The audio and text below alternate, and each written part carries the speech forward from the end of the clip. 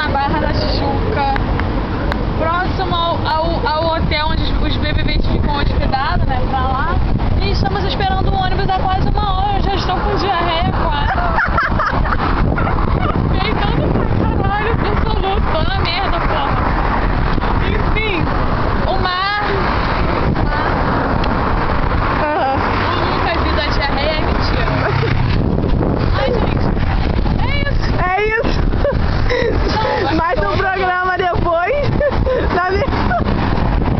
O próximo programa é sobre o quê? O próximo programa é sobre o quê? Ah, eu quero ir pra casa. Eu quero ir pra minha residência. A gente tá esperando o ônibus há quase mais de 1 hora já. Mais de 1 hora. A gente chegou aqui, são 10h20, a gente foi pro ponto, acho que era 5 horas, eu acho. Era quase 40 e pouco nós Mas aí, o que que acontece? Meu pai foi pegar um helicóptero não sei aonde, eu tô esperando ele. Entendeu? É difícil. Entendeu? Entendeu? E Entendeu? o jatinho não vem buscar, o jatinho... Cadê o jatinho pra buscar a gente? Cadê? Vamos embora. Entendeu?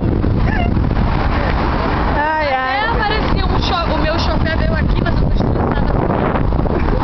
Eu parei de eu briguei com o cara, pô, me rebaixar, aceitar a carona dele, né? Né? Mas o meu chofer veio aqui, mas eu não quis ir. Lógico. E agora eu tô revista, né? E eles também, não, vamos de ônibus. Tá, aí mandei meu chofer embora. O que mais? Fala mais alguma coisa aí.